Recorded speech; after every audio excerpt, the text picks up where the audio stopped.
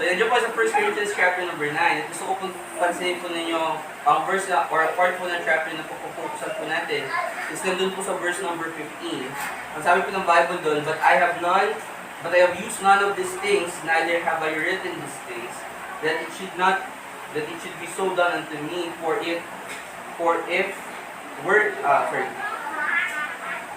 that it should be so done unto me, for it were better for me to die than any man should make my glory void. For though I preach not the gospel, though I preach the gospel, I have nothing to glory of, for necessity is laid upon me, yea, woe is unto me, if I preach not the gospel. Pamagat po ng sermon po natin ngayong araw po ito, ay ang pangangailangan sa pagpapahayag ng Ebanghelyo ng Panginoong Jesucristo. The necessity of preaching the gospel to others. Now, ang question, obviously, alam po natin na mahalaga o importante ang pagpapahayag ng salita ng Diyos, which is yung last time natin pinag-usapan po natin. Pero ang gusto ko i-break down, bakit ba natin kailangan na maunawaan, bakit natin kailangan magpahayag ng hindi lang basta ng salita ng Diyos, kundi ng Ebanghelyo o ng magandang balita ng Panginoong Jesucristo. Ito po sinabi natin magandang balita, that is basically, ang sinasabi po ng Bible is yung death, burial, and resurrection of Jesus Christ. Basically, ang tinatawag po natin soul winning o ang paglabas po natin at pagtayo upang ipahayag na ang kaligtasan ay libre na makakamtan sa pamamagitan ng pananampalataya sa Panginoong Jesucristo. Yun po ang good news. Okay? Sapagkat hindi good news kung tayo ay lalabas at sasabihin natin sa mga tao na kailangan mo magsisi ng kasalanan mo. Okay?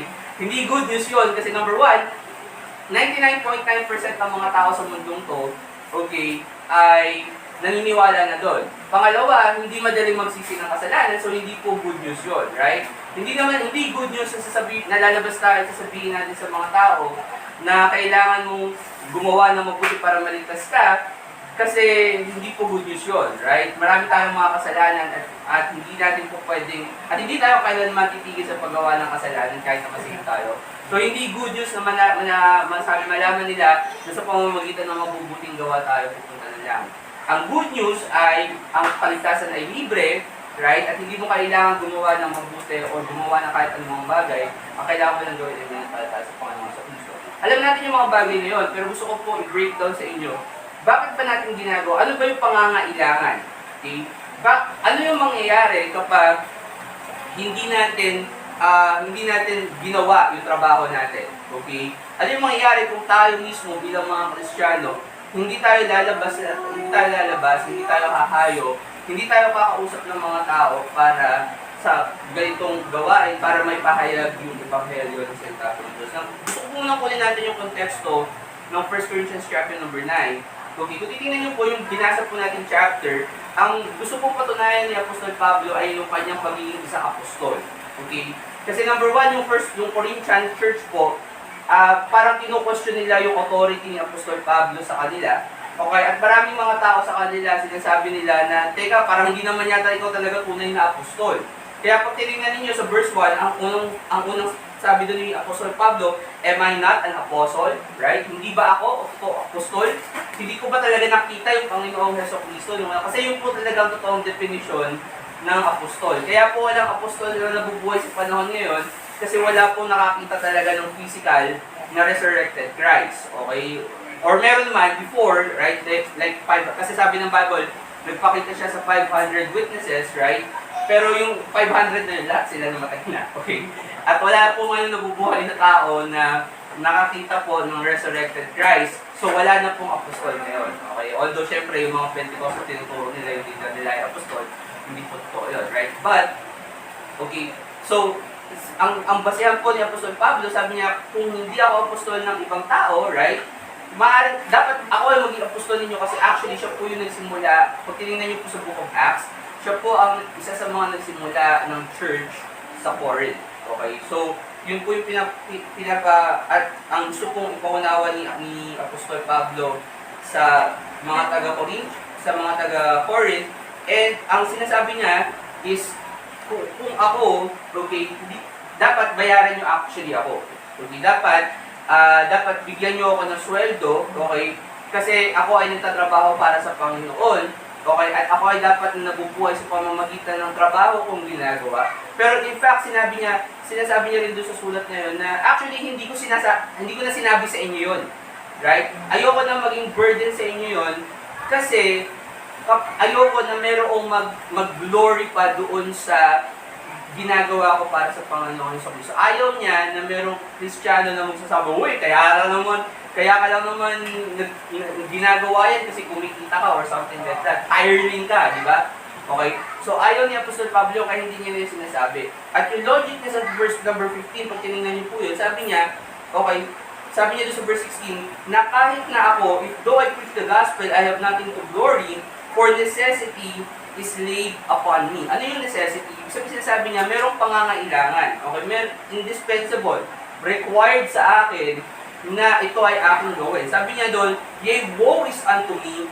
Okay? Kaaba-aba ako or kasuklam-suklam ako, right? Kung ang sa akin, kung hindi ko ipapahayag ang salita ng Diyos. And so, kung maunawaan nyo, so verse 17, sabi niya doon, for if I do this willingly, kapag ginawa ko ito ng bukal sa loob ko, ang sinasabi niya, meron akong matatamo na gantimpala. Meron akong reward, right?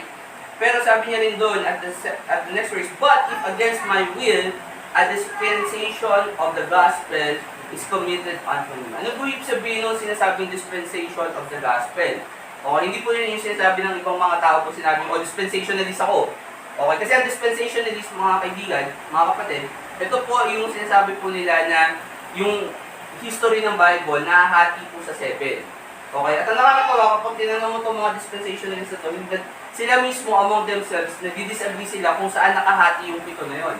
Okay? They agree, 7 yung dispensation, pero hindi nila alam kung saan specific, hindi sila magkasundo kung saan specifically sa buong Bible nakahati yung pitong dispensations na yun. Okay? Hindi man yung topic ng Bible ng preaching natin yun. Pero sinasabi niya yung dispensation is yung ang ibig sabihin ng word the dispensation sa dictionary is an action of distributing or supplying something. So ibig sabihin po, ang sinabi ni Apostol Pablo na a dispensation of the gospel is committed unto me, sinasabi ni Apostol Pablo na nasa atin ipinagkatiwala yung pagbabahagi ng gospel. Okay, hindi po yun ibig sabihin na dispensation of the gospel, panahon kung saan merong gospel. Okay, kasi sabi po doon, sa kanya nakaatang, sa kanya ibinigay yung responsibilidad na magpahayag o ibigay yung ebanghelyo ng Panginoong Jesucristo. Okay? At kung titingnan po natin, tutok po kayo ng Romans chapter number 1. Romans chapter number 1. Ano ba yung pangangailangan? Kasi again, sabi sa verse 16, for necessity is laid upon me. Okay, ano yung pangangailangan? Number 1, okay, meron pangangailangan para ang mga tao ay maligtas. Okay, hindi po tayo mga Calvinist, okay, at hindi po tayo naniniwala na ang isang tao ay merong kakayahan na maligtas sa pamamagitan ng sarili niya. Okay? At sasabihin mo sa akin, brother Chris, ako naman naligtas ako sa pamamagitan ng sarili ko. Hindi ka naligtas sa pamamagitan ng sarili ko. Okay, sapagkat sabi ng Bible, the natural man receiveth not the things of the Spirit of God. Ibig sabihin, hindi mo mauunawaan ang magsalita ng Diyos kung wala sa iyo magpapahayag ng Diyos, lalo na kung ikaw ay natural man, kung ikaw ay unsaved person, hindi mo basta-basta mauunawaan ang salita ng Diyos. Kailangan mo ng isang preacher na magpapahayag sa iyo ng salita ng Diyos para maunawaan mo ang tungkol sa kaligtasan. Now, maaaring ito sa panahon natin ngayon ay nasa digital format, like for example, nakapanood ka ng video sa YouTube, nagpapaliwanag sa iyo ng gospel or something like that.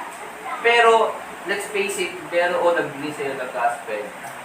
Whether sino man yun. And dahil doon, kailangan natin lumabas, okay, kailangan natin buhubayo sapagkat kung hindi natin ipapahayag ang ebanghelyo, okay, wala pong maliligtas na tao. Bakit, Brother Chris? Kasi sabi ng Bible, yun po, yung kapangyarihan ng Diyos para sa kaligtasan. Tignan niyo po sa Romans chapter number 1, tignan niyo po yung verse number 16. Sabi po ni Apostle Paul, for I am not ashamed, Romans 1:16, for I am not ashamed of the gospel of Christ, for it is the power of God unto salvation. Ano sinasabi ni Apostol Pablo? Hindi ko ikinahihiya yung ebanghelyo sapagkat alam ko na ito yung kapangyarihan ng Diyos para sa ikaliligtas ng mga tao. Ibig sabihin, ito yung appointed na proseso ng Diyos na idinisenyo niya para ang tao ay maligtas. Okay? Ibig sabihin, ang tao, hindi po appointed ng Diyos na maligtas sa pamamagitan ng tax distribution. Okay? Hindi po sinabi ng Bible, hindi po disenyo ng Diyos na maligtas ang tao sa pamamagitan ng Bible study or whatever. Now, Bible study is okay, maaaring maganda ito, okay, pero ang sinasabi ng Bible, maliligtas ang isang tao sa pamamagitan ng pag-preach ng Ebanghelyo ng salita po ng Diyos. Okay? Or ng Ebanghelyo ng Panginoong Jesucristo, the Gospel of Christ. Sabi doon, to everyone that believeth, to the Jew first, and also to the Greek. Okay? And sabi po doon, to the Jew first, ang gusto ko sabihin, hindi binibigyan ng priority yung Jews. Okay? Kasi maraming Zionists ang sasabihin nila, o tingnan mo, to the Jew first, right? Hindi po porket sinabi na to the Jew first, priority yung Jews. Okay? Ang sinasabi po na to the Jew first and also to the Greek is dahil po kung titingnan po natin yung kwento po ng Biblia, una pong ibinigay yung responsibilidad ng pagpapahayag po ng salita po ng Diyos sa bayan po ng Israel. Okay? Sa Jews. Yun po ang purpose kung bakit binuo ng Diyos ang bayan ng Israel. Bakit inilabas yung bayan ng Israel mula sa Ehipto, okay, at ginawa niyang isang malaking bansa sapagkat ang ninanais niya ay magkaroon ng isang bayan, okay, na magpapahayag ng kaligtasan sa buong mundo. So yun po yung appointed na trabaho po talaga ng bayan po ng Israel. Ngayon, they terribly failed at that. Hindi sila naging matagumpay. In fact, ang akala nila, inilabas sila sa Ehipto, okay, para maging isang magandang bansa lang, para lang mag-glorify lang sila or whatever. Yun yung understanding nila. Hindi nila naunawaan na yung trabaho nila is actually para maging ilaw. O, nung sinabi ng Bible na sila yung magiging ilaw, ang ibig sabihin nun, ipapahayag nila yung salita ng Diyos. Okay? Pero akala nila, ilaw as in, magliliwanag lang sila kasi maganda sila or something like that. Yun yung pagkakaunawa nila. And they terribly failed at that. Kaya sabi ni Jesus Christ, kung binasa ninyo yung Matthew, sabi niya doon, the kingdom of God will be taken from you and it will be given to somebody who will bring forth fruits. Okay? At it will be given to a nation that will bring the fruits thereof. At yung nation po na yon, hindi po siya Pilipinas or hindi po siya Germany or something like that. Ang tinuturo po ng Bible ay yun po ay spiritual nation. Okay? Yun po yung body of Christ. Yun po yung church kung saan tinuturo na kailangan natin magpahayag ng salita po. Just mamaya pag-uusapan po natin, pabalikan po natin yung thought po na yan. Pero gusto ko pong maunawaan po ninyo na ito po yung proseso, ito po yung inilaan ng Diyos para maligtas ang tao. Ito yung kapangyarihan ng Diyos para maligtas ang mga tao. Ano yun? Yung Ebanghelyo ng Panginoong Jesucristo. The Gospel of the Lord Jesus Christ. Yun yung kapangyarihan niya. Sabi doon, verse 17 po, sabi doon, for therein is the righteousness of God revealed from faith to faith. So, sabi ng Bible, ito yung kaparaanan na mapapahayag, makikita ng mga tao ang katwiran ng Diyos sa pamamagitan ng pananampalataya hanggang sa pananampalataya. Bakit? Kasi kailangan, para masave mo yung isang tao, kailangan ikaw mismo save. Okay? So, hindi tayo naniniwala na ang isang tao pwedeng masave sa pamamagitan ni Joel Osteen or something like that. Kung yung pakinggan ko sa Joel Osteen, naniwala ako. Number one, hindi nag-preach si Joel Osteen ng Gospel of the Lord Jesus Christ. Kaya minsan, tinatawanan ko yung mga tao na sinasabi nila, oh, dati akong nasave ako sa Pentecostal church. Okay? Hindi totoo yun. Okay? Na maaaring save yung tao na yun ngayon. Okay? Pero, at ang tingin niya, na-save siya sa Pentecostal church. Okay? Pero, kung ako ang tatanungin at ang Bible ang tatanungin, okay, hindi totoo na nanggaling yung gospel sa Pentecostal church. Okay, maaaring narinig niya yun somewhere at naligtas siya at ang akala niya lang ay Pentecostal, nasave siya sa Pentecostal church. Bigyan ko kayo ng example, okay? Katulad ko po ako, okay? Kung ako po ang tatanungin ninyo, magulo po ang storya kung paano ako nasave. Okay? Kasi all the while, ang akala ko po na ang nakawin po sa akin sa Panginoon ay yung pastor po namin. Okay? Kasi yun yung natatandaan ko na nag-preach siya sa akin ng gospel and things like that. Okay? So, Bakit magulo, Brother Chris? Okay, kasi ngayon, yung pastor na yun, nagpipreach siya ng repent of your sins. Okay? So, hindi ko alam kung totoong save siya, right? Pero alam ko sa sarili ko, save ako. Okay? So, kung totoo sa puso niya na siya ay false prophet at repent of your sins siya, hindi siya ang nakapag-save sa akin. Okay? Maaring sa tingin ko, siya yung nakasave sa akin. Okay? Pero pwede ninyong i-argue, Brother Chris, false prophet yan, so maaring hindi rin siya. Okay? And what I'm saying is, may mga tao, kaya sinasabi yung example na yun, kasi may mga tao na blurred sa kanila kung sino yung nakapag-save sa kanila. Kaya hindi imposible na may magtao magsabi na, ako naligtas ako sa pamamagitan ng Pentecostal Church. Pero ulitin ko, hindi ka masisave sa Pentecostal Church. Maaaring yun yung tingin mo, pero kung ang Bible ang pag-uusapan natin, ang sinasabi ng Bible, yung salvation, yung righteousness ng Panginoon, napapakita from faith, so sa pananampalataya ko, to faith. So ibig sabihin, kapag naligtas ka, yung nagligtas sa'yo, dapat ligtas din. Otherwise, hindi mo doon nakuha yung kaligtasan na yun. Okay? At sabi doon, as it is written, the just shall live by faith. So ito yung kapangyarihan ng Panginoon, ng Panginoon, ito yung proseso na yung pinakita sa akin. Punta po yung 2 Corinthians chapter 4. 2 Corinthians chapter 4.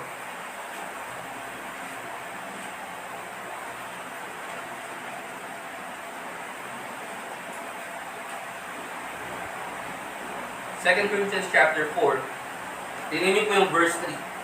Tingnan niyo kasi sabi ng Bible. Sabi ng Bible sa 2 Corinthians chapter 4, 2 Corinthians chapter 4 verse 3, sabi po doon, but if our gospel be hid, kailan mo pwedeng pwede palang itago ang ebanghelyo ng Diyos? Opo, pwede. Okay? Paano kapag hindi kayo nagsusolving?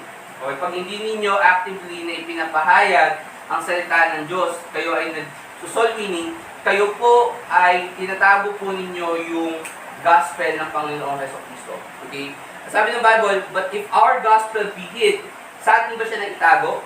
Hindi. Kasi sabi ng Bible, it is hid to them that are lost.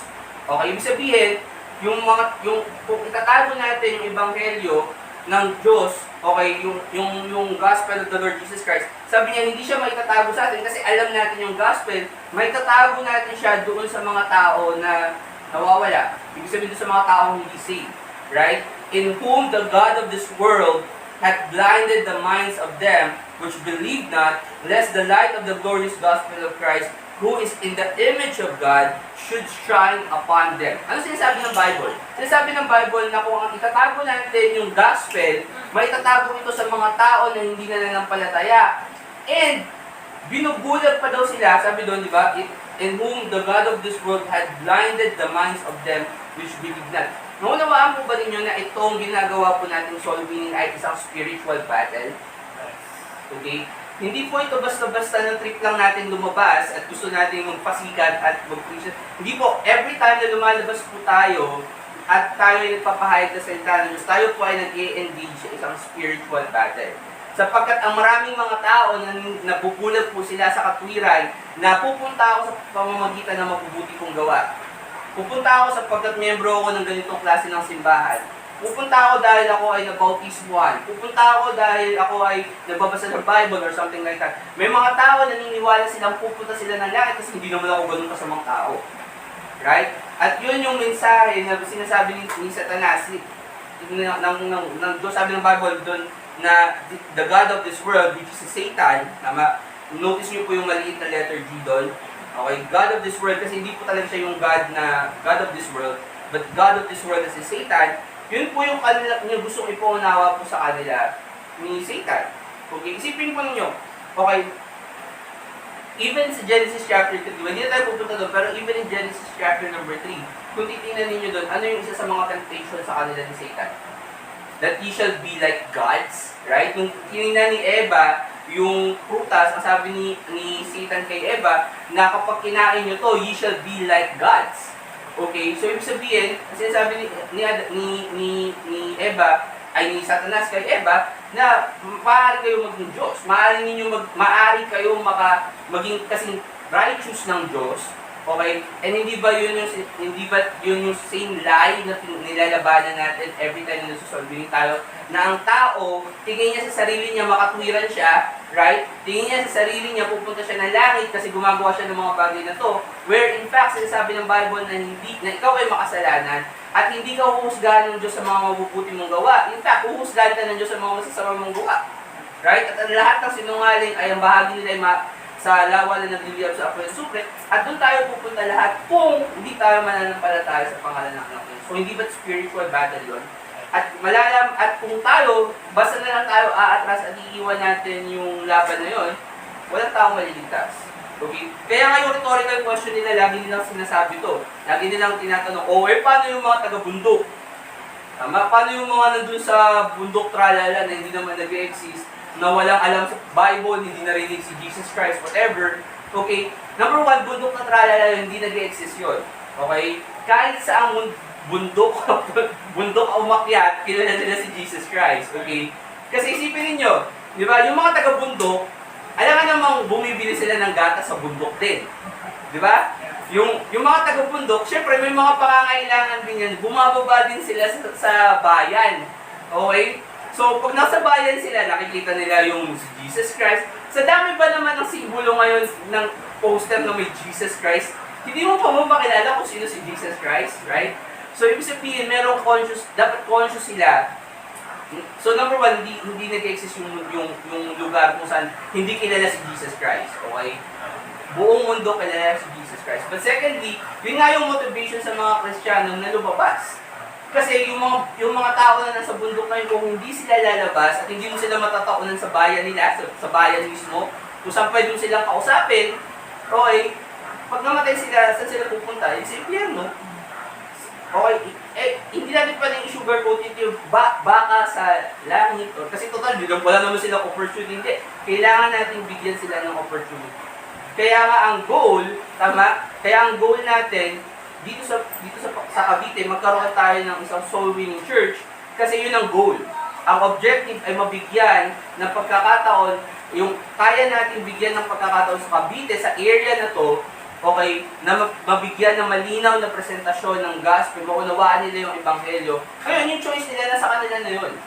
Choice nila yun kung i-reject nila yung salita ng Diyos, yung napakinggan nila sa Bible, or tatanggapin nila. Na kapag tinanggap nila, then amen. Right? Pero kung hindi, edi sa kanila, ang importante, binigyan natin sila ng pagkakataon na mapunta po or mapakinggan yung salita ng Diyos.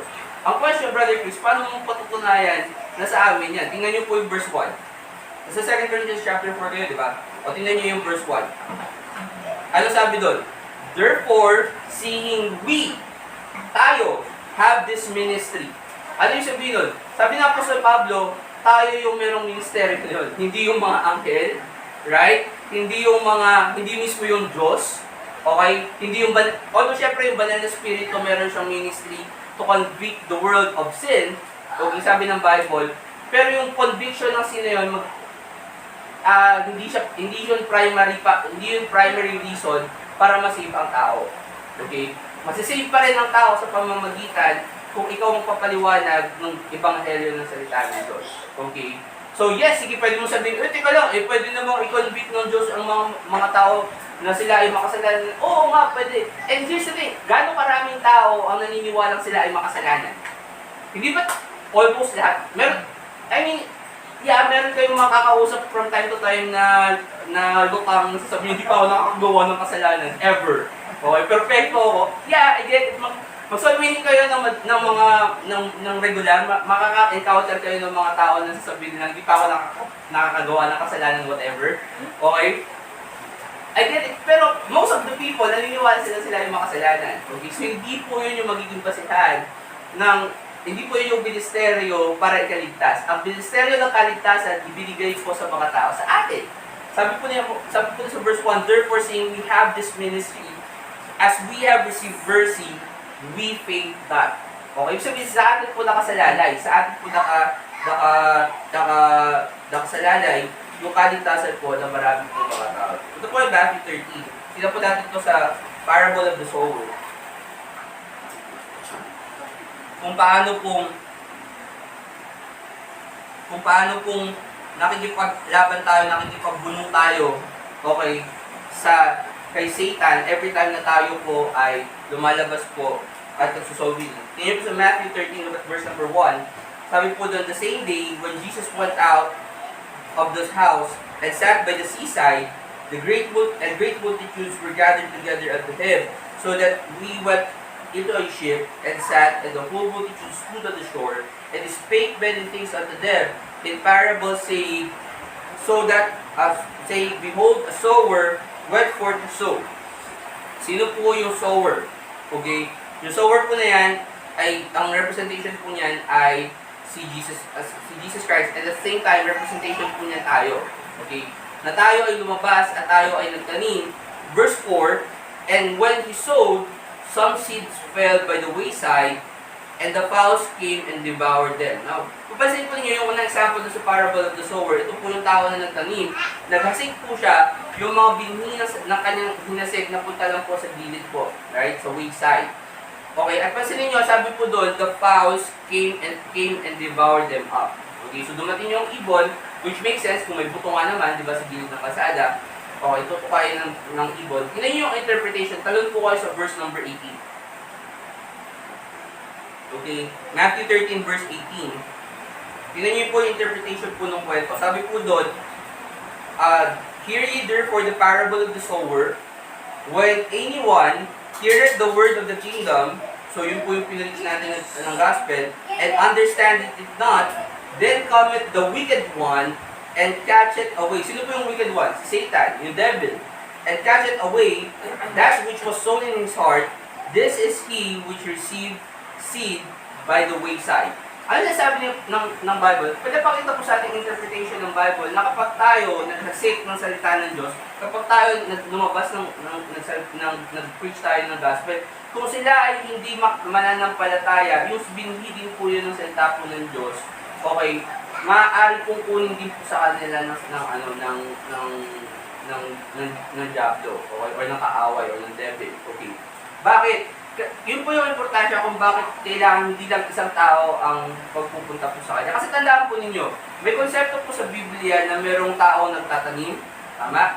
May tao nagdidilig, at may tao pong aani, tama? I think nasa 1 Corinthians chapter 2 or something like that. Okay, so yung konsepto po na isipin nyo, kung nagtanim ka, tama? So dapat merong agad-agad na magdidilig. Kasi kung wala magdidilig, baka mamaya nagdidilig siya, wala na tayong binhi doon. Right? Kasi sabi ng Bible, kapag ikaw nag-preach at hindi niya tinanggap yung salita na yon, okay, maaaring kunin nyo ng kaaway at mawala na yung binhi na yun. Right? So yun yung spiritual, gusto ko makita niyo yung spiritual battle na nangyayari, na gusto mong masave yung tao, pero may mga elemento, may mga spiritual beings, may mga devil na ayaw mangyari yun. Kaya minsan, di ba, papansinin niyo kapag nagsusolving tayo, minsan bigla na lang magkakaroon ng mga hiccups or something like that. Okay, na biglang mangyari. Now, kaka-preach ko lang po last time sa Pasig tungkol sa superstitious belief. Okay, hindi po basta-basta minsan superstitious yun. Okay, sapagkat minsan totoo na merong mga elemento na ninanais maharangan yung gospel na pinipreach mo. Think about kapag meron kayong kasabayan sa soul winning. Okay? Kasi nangyayari po ito sa amin. Usually, punta kami ng circle, Quezon City Circle. Okay, tapos, bigla nandoon na yung mga Mary God, ay yung mga Mother God. Okay, ano yung Mother God? Yung po yung World Mission Society. Okay, ang tinuturo po nila, lalapit sila sa'yo, uy, napakinggan mo na ba yung tungkol sa Mother God? Sa Mother God?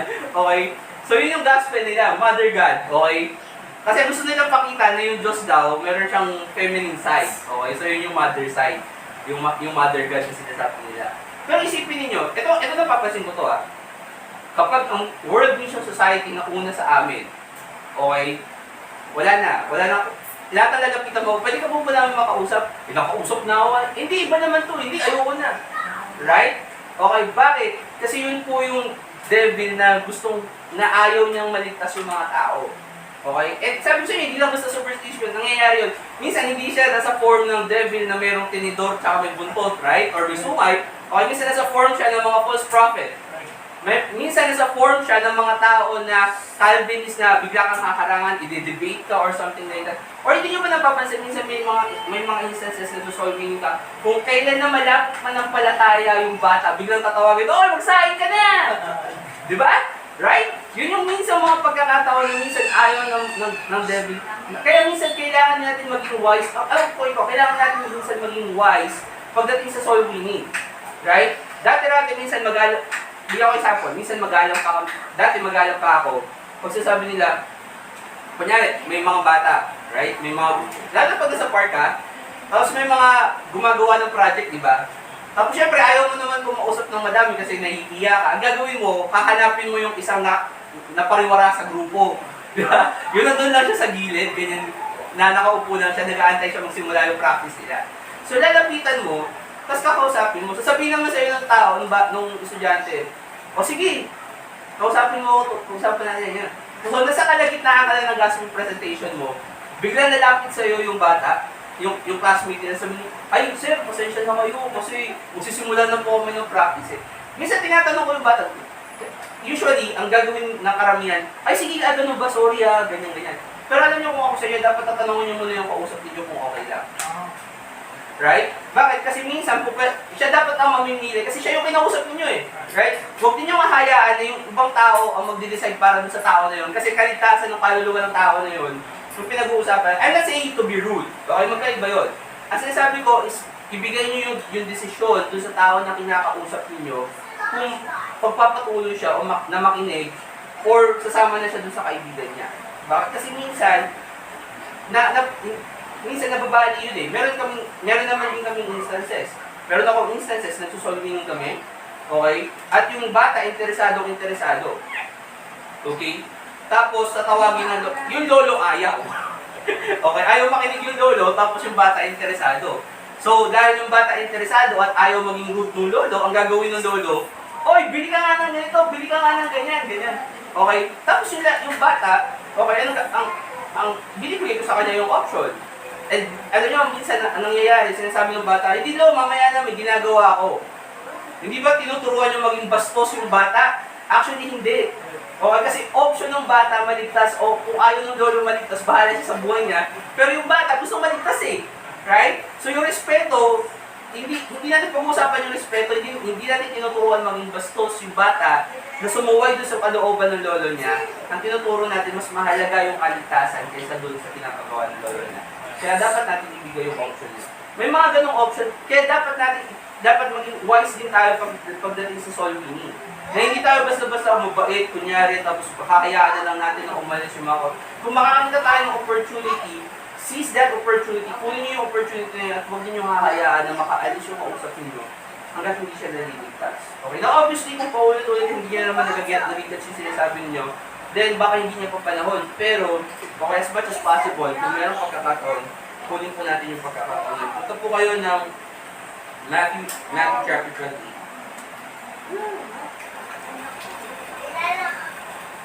Or sorry, Matthew 16 na lang. Punta kayo ng Matthew 16.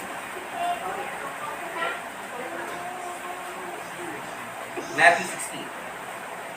Kasi gusto ko pong maunawa po sa inyo na nasa atin yung kapangyarihan para maligtas po itong mga tao. Kasi niyo po nung in-establish ni Jesus Christ yung local church. Marami po mga Kristiyano pinaniniwala nila yung Matthew 16. Na yun po yung chapter. Kasi doon po sinabi ni Peter na thou art the Christ, the Son of the living God. And sabi ni Jesus Christ, that you are Peter, the upon this rock, I will build my church. Okay? And hindi po sinasabi yung tungkol kay Peter, sinasabi yung tungkol sa sarili niya. Okay? Clarification lang. Pero gusto ko po nawa po ninyo yung verse na ito. Yung verse number 19. Kasi hindi nyo sinasabi ni Jesus Christ. Matthew 16 verse 19, sabi po na, and I will give unto thee the keys of the kingdom of heaven. Ano sinasabi ni Apostol ni Jesus Christ kay Peter? Na ibinibigay ko sa inyo yung susi mga susi papunta sa kaharian ng langit. Ano sabi niya? And whatsoever thou shalt bind on earth shall be bound in heaven, and whatsoever thou shalt loose on earth shall be loosed in heaven. Na maraming application itong verse na to. Okay? Pero isa sa maaaring maging application nito, ang sinasabi ni Jesus Christ, na nasa inyo ang susi papunta ng langit, na kung sino man ang pipiliin ninyo na bigyan Di ba sabi doon, whatsoever is bind on earth. Kung sino yung bibigyan ninyo, right?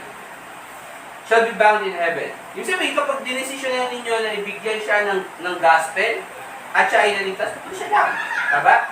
Pero, sabi niya din doon, whatsoever thou shalt loose on earth shall be loose in heaven. Sadly, kung meron tayong mga tao na pinili natin huwag bigyan ng gospel, right? Kasi kaaway natin or whatever. Di ba meron tayo mga ganyan bisan? Galit ako sa'yo, di kita pagbahala ka sa buhay ko. Di ba? Sadly, sila ay pupunta ng impyerno. They will be loose in heaven. Hindi sila makakapunta na lang. Right? Bakit? Kasi nga nasa atin yung kapangyarihan. Nasa atin yung susi na kaharian ng langit. So kung hindi tayo maglalabas at hindi tayo hahayo at hindi natin ipapahayo sa salita ng Diyos, sino prepare sa kanila ng gospel? Right? Paano sila maliligtas? Nasa atin yun. Tama? Ito po yung John chapter 15. Number 1, ang pangangailangan po na maligtas ang mga tao. Meron pangangailangan para maligtas ang tao. Kaya tayo po ay nangangailangan lumabas at kumayo upang makapagligtas po ng mga tao. Pangalawa, the need to maintain God's blessing in our life. Ito yung John chapter 15, sabi po ng verse number 1, I am the true vine, and my Father is the husbandman. Every branch in me that beareth not fruit, He taketh away, and every branch that beareth fruit, He purgeth it, that it may bring forth more fruit. Now ye are clean through the word which I have spoken unto you. Abide in me, and I in you. As the branch cannot bear fruit of itself, except it abide in the vine, no more can ye, except ye abide in me. I am the vine, ye are the branches. He that abideth in me, and I in him, the same bringeth forth much fruit, and without me ye can do nothing. If a man abide not in me, verse 6, he is cast forth as a branch and is withered, and men gathereth them and cast them into the fire, and they are burnt. If ye abide in me, and my words abide in you, ye shall ask what ye will, and it shall be done unto you. Now, gusto ko lang palinawin yung John chapter 15, hindi po ito salvation passage. Okay? Ito po ay soul winning passage. Actually, tinuturo po ng Bible na kung tayo ay hahayo. Sabi ni Jesus Christ, siya yung tuntuong sanga, true vine, at tayo po yung parang branch nung sanga po na yun. Okay? At kasi sabi ng Bible na kung tayo ay magpapatuloy sa Panginoong Jesucristo, tayo po ay magbubunga. Sabi niya doon, He will purge it, and it will bring forth more fruit. So, sabi po, tayo ay tutulungan ng Diyos na lumago sa pananampalataya kung tayo po ay mag-aabay sa Kanya. At ang patunay po nun ay magkakaroon po tayo ng maraming bunga. Yung bunga po, ang representation po nun ay yung mga tao na nawin po natin sa Panginoon. Kasi sabi po ng Bible, He that willeth souls, the fruit of the righteous is tree of life, and he that willeth souls is wise. Okay? Pero gusto ko pasinin po ninyo yung verse number 6. Kasi, sabi niya po doon, if a man abide not in me, he is cast forth as a branch and is withered, and men gather them and cast them into the fire, and they are burned. So, example po ito, na kapag ikaw, Kristiyano, at hindi ka tutuloy sa Panginoon, para ka na rin sa mga walang silbi, at ang ginagawa sa'yo basically ay kinukuha kang panggato. Okay? Not necessarily ibig sabihin nun na pupunta kang impyerno. Okay? Hindi po ibig sabihin na ang dinadrive the point ni Jesus Christ is dapat panggatong ka na lang. Okay? Dapat naging panggatong ka na lang, right? So as at least merong apoy, right? If ye abide in me and my words abide in you, ye shall ask what ye will, and it shall be done unto you. Isa po sa mga bagay na dapat po natin maunawaan. Bakit kailangan natin lumabas at kumain sa talaga Diyos? Sapagkat dito po natin na-maintain yung pagpapala ng Diyos sa mga buhay po natin. Okay? Na kapag ikaw, hindi ka lumalabas, hindi ka nag-soul winning, okay? Hindi ka po lalago bilang sa Kristyano. Okay, sad to say, hindi ko pwedeng sugarcoat yan. Kung hindi ka mag-soul winning, hindi ka lalabas. Walang Christian, sasabihin, I'm a good Christian, pero hindi sila sa soul winning. Okay? Wala po nun. Ang isang paraan or isang bagay na kailangan mong gawin para ikaw ay lumago sa Panginoon. Kung gusto mo lumago sa Panginoon, ay mag-soul winning ka. Okay? At sabi pa doon, okay, kung ikaw ay mag-soul winning, kung ikaw ay mag-a-abide o ikaw ay papatuloy sa Panginoon, sabi niya, kung ikaw ay hihiling, sabi niya, you shall ask what you will, and it shall be done unto you. Alam niyo, may mga bagay tayo na hindi nakukuha sa buhay. Number 1, kasi ayaw ng Diyos. Okay? Pero bakit ayaw kaya ng Diyos? Kasi yung kaisipan natin, tsaka yung kaisipan ng Diyos magkaiba. Right? May mga pagkakataong binibigay sa atin. Bakit? Kasi yung hinihiling natin sa Diyos, yun din yung kaisipan niya na yung binibigay sa atin. Okay? At para makuha natin yung sagot, okay, isipin nyo para makuha natin yung sagot na oo sa Panginoon, kailangan hilingin natin yung mga bagay na alam niya na gusto natin. Alam natin na gusto niya hilingin. Okay? Think about, di ba may mga parent, obviously yung mga batang katulad niyan, ang gusto lang nilang hilingin yung gusto nila, tama? Pero nung mga teenager na tayo, di ba, kapag humihiling tayo sa mga magulang natin, di ba, iisipin natin, paano ko kaya mapapa-oo si Papa? Paano ko kaya mapapa-oo si Mama, di ba? So gagawin mo yung mga bagay na gusto nila, right? Para makuha mo, para pag bumili ka sa kanila, bibigay nila sa'yo. And it's also the same. Okay, sa buhay pananampalataya natin, na kung tayo, lumalago, di ba, yung kaisipan mo, magiging kapareho ng kaisipan ng Diyos. So kapag bumili ka, okay, bibigay sa'yo ng Diyos. Isang example po dito, hindi nyo na po kailangan puntahan. Sabi sa Psalms chapter 37 verse 4, sabi doon, delight thyself also in the Lord, and He shall give thee the desires of thy heart. Kasi sabi ng Bible na kailangan mong maging masaya sa harap ng Panginoon. Kasi pag naging masaya ka sa harap ng Panginoon, yung puso mo, babaguhin niya, yung desires mo, magiging kaayon na yung desires ng... Hindi po, kasi bisa ka po sinasabi, delight thyself also in the Lord, and He shall give thee the desires of thy heart. Okay? Magpapakabait ako sa Diyos para bigyan ako ng mansyon. Okay? O di kaya ng kotse. Okay? Kasi yun yung desire of the heart ko. Okay? Yun yung desire of the heart mo ngayon kasi hindi ka naglilingkod sa Diyos. Pero kung naglilingkod ka sa Diyos, mawawala yung desire mo para magkaroon ka ng mansyon. Okay? Or magkaroon ka ng kotse or something like that. I'm not saying bad things yun. Okay? Na hindi natin kailangan ng mga ganung bagay. Obviously, sa mundo ito ngayon, kailangan natin yung mga bagay na yun. Pero sinasabi ko, is yung desire mo, okay, magbabago siya as long as nagsisilbi ka ng Panginoon. Okay? So, punta po kayo ng Revelation chapter number 2. Number 1, gusto ko pong unawaan nyo the need to save people or so that people will be saved. Pangalawang necessity po natin ay para ma-maintain po yung blessing ng Diyos sa ating po mga buhay. At pangatlo, yung blessing po ng Diyos sa simbahan. Okay? Kinakailangan po ang soul winning para mapanatili yung blessing sa simbahan ko. Kung gusto, and here's the thing, the reason why nandito tayo is kasi gusto natin magkaroon ng isang local church dito sa Cavite. At i-bless lang ng Diyos yung desire na yun kung tayo mismo ay lalabas at nakahayo upang i-preach yung gospel. Ito yung Revelation chapter 2. Kasi sa Revelation chapter 2, meron pong isang example ng isang simbahan na kinalimutan po nila yung kanilang sigurang pag-ibig. Verse 1, sabi po dun, unto the angel of the church of Ephesus write, this thing saith he that holdeth the 7 stars in his right hand, who walketh in the midst of the 7 golden candlesticks. I know thy works and thy labor and thy patience, and how thou canst not bear them which are evil, and thou hast tried them which say they are apostles and are not, and hast found them liars, and hast borne and hast patience, and for my name's sake has labored and has not fainted. So great church po ito. Isa po ito sa mga magagandang churches ng panahon po nila. Pero verse 4, sabi po doon, nevertheless, I have somewhat against thee, because thou hast left thy first love. Okay, ano yung unang pag-ibig? Well, sabihin ninyo, pag-ibig sa Diyos. Okay? Pero pansinin ninyo sabi ng Bible, sa verse number 5, remember therefore, from whence thou art fallen, and repent, and do the first works, or else I will come unto thee quickly, and I will remove thy candlestick out of his place, except thou repent.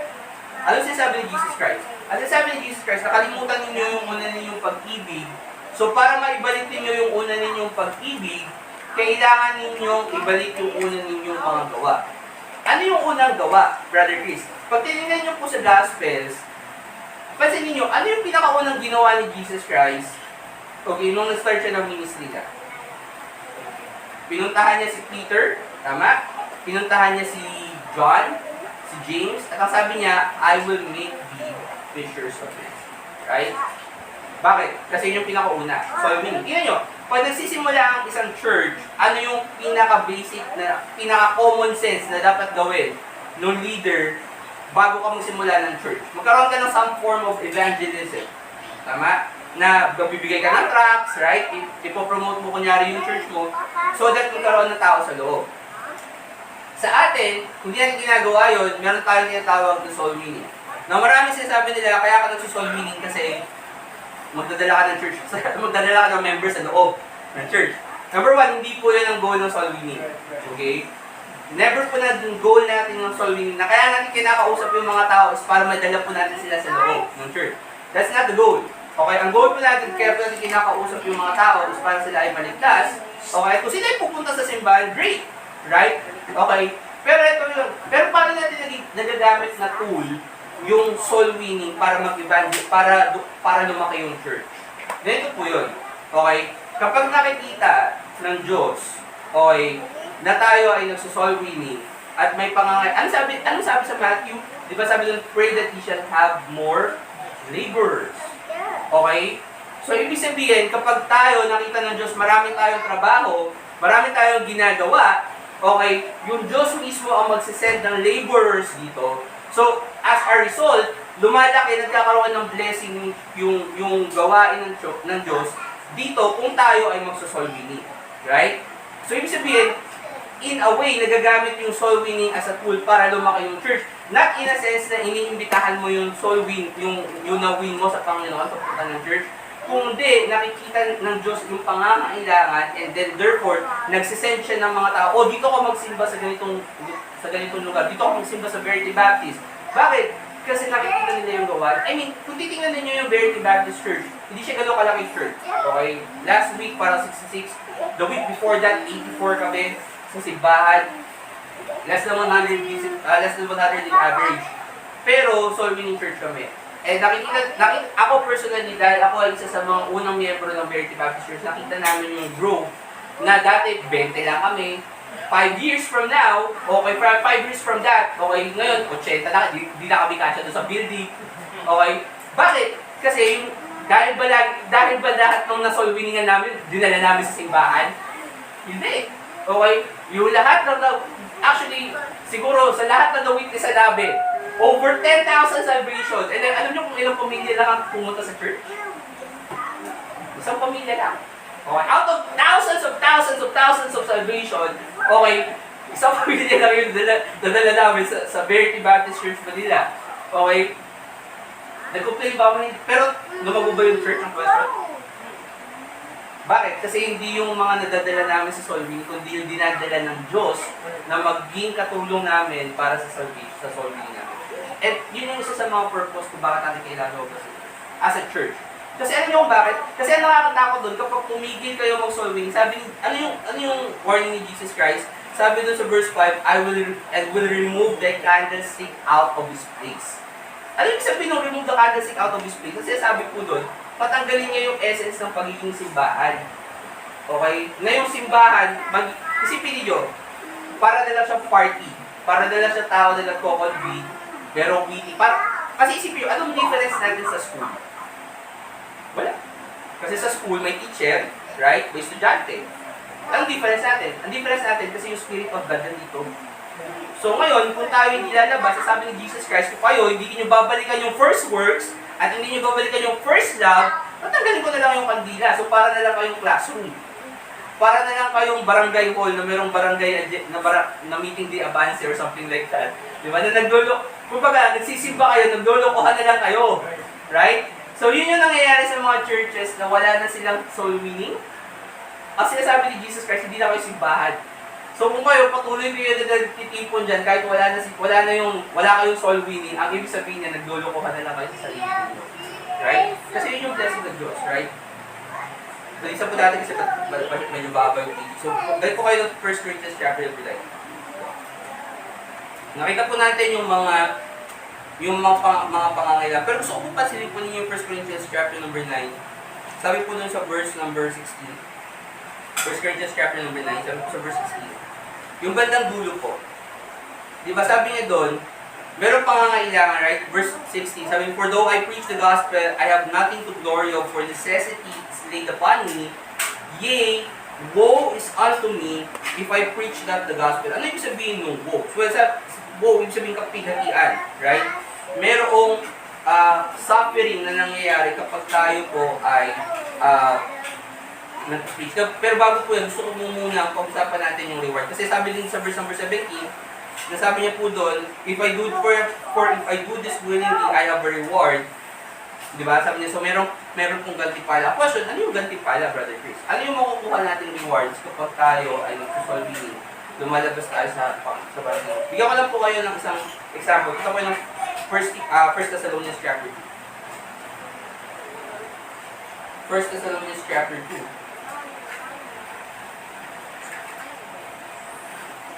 First Thessalonians chapter 2. Ito yung po verse number 17. First Thessalonians chapter 2 verse 17. But we, brethren, being taken from you for a short time in presence, not in heart, endeavored the more abundantly to see your face with great desire. Wherefore we could have come unto you, even I, Paul, once again, but Satan hindered us. For what is our hope? So si Paul, gusto niyang bumalik sa Thessalonica, okay, pero actually pinipigilan siya ni Satan, right? In fact, hindi na siya actually nakabalik doon, right? So, gusto niyang bumalik doon, pero ayaw siyang payagan. And sabi doon, for what is our hope, verse 19, or joy, or crown of rejoicing, even are not even ye in the presence of the Lord, that at His coming, for ye are our glory and our joy. Ano gusto ko ipakita sa inyo doon? Sinasabi ni Apostle po na yung mga taga-Thessalonians, sila po yung crown of rejoicing. Tama? Ni Apostle Paul. At kung papansinin ninyo, di ba, yung crown, it rings a bell kasi kanina binasa natin yun sa 1 Corinthians chapter 9. Nasabi niya na kung kayo, na ang mga tao, they do it for a corruptible crown. But we are incorruptible. Tama? Bakit? Kasi yung mga tao na namin natin, one reward na pwede natin makuha is yung mga tao na namin natin. Right? Alam niyo yung feeling na masarap pakinggan kapag pag narinig niyo yung kapatiran niyo, bro, may nakausap kami. Kasi, syempre kakabahan ka kasi kapag hindi na dito sabihin, uy, save ko ba talaga? Kaya, diba? Pero, matutuwa ka naman kapag sabi, bro, may nakausap kami. Sabi niya, save na siya. O talaga bro, tapos sabi niya, ikaw yung naging sa kanya. Ikaw yung nagkumakusap sa kanya, kaya siya na-save. Di ba masarap pakinggan yun, right? Kasi yung crown of rejoicing natin, hindi yung pagod na nakuha natin dahil tayo ay nag-soul winning. Okay? Hindi yung pagkain na nakain natin after soul winning, after fellowship. Yung crown of rejoicing natin is yung mga tao na uwi natin sa Panginoon. Pag nakita, hindi ba magandang reunion yun na pag nakita mo sa langit kasi di mo sila matandaan kasi di mo matandaan yung pangalan nila? Right? Tapos sabihin, nandito ako sa langit dahil sa'yo. Bigla ka na lang nilang kakabayan, bigla ka na lang nilang yayakapin kasi sasabihin nila, salamat kasi shinare mo yung gospel sa akin kaya ako naligtas. Right? At makikita, ang question, magagawa ba yun ng isang Kristiyano kung hindi siya lalabas? Right? Kung siya ay mananatili na dito. Ang question, may mga tao kaya na magpapasalamat sa iyo, right? Kung ikaw ay nasa langit, dahil dinala mo sila ron. Right? Tingnan niyo po yung verse, punta po kayo ng Acts chapter 26. Acts chapter 26. So ngayon, ang question, ano yung kapigatian? Kasi merong reward eh. Tama? Yung reward is yung mga kapatiran na nawin mo sa Panginoon. Ang question, ano yung kapigatian? Woe is unto me, sabi ni Paul, woe is unto me if I preach not the gospel. Nakita natin yung kaninang woe dun sa Romans, sa Revelation 2, kung saan tinanggal ng Diyos yung candlestick sa Ephesus dahil hindi nila gagawin yung first love at yung first works, right? So mawawala yung church. Pero alam niyo minsan sa Acts chapter 26, isa sa mga pinakamalulungkot na phrases sa Bible, yung verse number 28, Then Agrippa said unto Paul, Almost thou persuadest me to be a Christian. Alam niyo yung nakakalungkot, yung may mga tao na muntik ng maging Kristiyano, okay? Pero alam niyo mas nakakalungkot doon, yung mga tao hindi naging Kristiyano kasi hindi siya free. Hindi kayo lumabas. Kasi ako naniniwala ako na kada isang tao, merong inalat sa atin ang Diyos na tayo yung mag-preach ng gospel sa tao na yun. Okay? Think about your parents. Okay? Or think about your family members na hindi pa saved. Right? Brother Chris, pinag-pray ko na maligtas sila. Sino ba may opportunity para makausap sila? Ako? Physically, compare ninyo. Okay, gusto nyo maligtas yung kaibigan ninyo, yung kamag-anak ninyo. Okay, ang question, sino ba ang mas may maraming opportunity na mag-preach sa kanila ng gospel? Ako o kayo?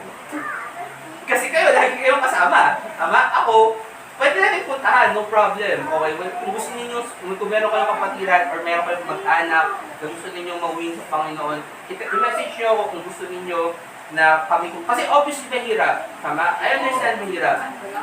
Pero ang gusto ko paunawa sa inyo, yung opportunity kasi, right? Meron kayong mas opportunity na ibigay sa kanila yung gospel kesa sa akin. Okay? And isipin nyo sa pamilya nyo pala yun, pero meron pang ibang mga tao. Imagine nyo, yung mawiwili nyo, babaya, kung hindi kayo lalabas, masisave kaya sila. Yung mga nasave kahapon, right? Kung hindi ka lumabas, masisave kaya sila. Right? Hindi. Kasi ang concept is merong inalat sa atin ang Diyos na isang tao na mali. Kaya yun po yung ibig sabihin ng save. Kailangan nyo hanapin. Kaya dapat hindi kayo nalulungkot. Teka lang brother, lumabas ako ng 3 oras. Okay? Tapos walang na-save. Hindi po ibig sabihin na walang na-save. Ibig sabihin hindi mo lang nakita yung tao na dapat mong preach ng gospel. Pero it doesn't mean hindi siya na-save. Kasi mayroon pong opportunity. Hindi siya masisave kung titigil ka. Right? Hindi siya masisave kung aayaw ka. Pero kung magpapatuloy ka, kahit na, hirap-hirap naman eh. Kahit na mahirap, kahit na minsan nahihirapan tayo gumising, nahihirapan tayo kung ano man yung sakit natin, right? Mahirap, pero kung magpapatuloy ka, maliit ka siya. Kasi, I get it. Disappointing kapag lumabas ka sa solving time, tapos babalik tayo, magtatanong ka na, di ba? Tatanong, ilan lawin mo bro? Totoo naman nakakahiya sa sabi mo, 0. Di ba? Totoo nakakahiya 0. Pero, totoo nun, hindi mo na talaga nakita kung sino yung dapat ko kausapin para sa talaga. Lastly, pupunta po kayo sa Luke chapter 16. Last place, Luke 16.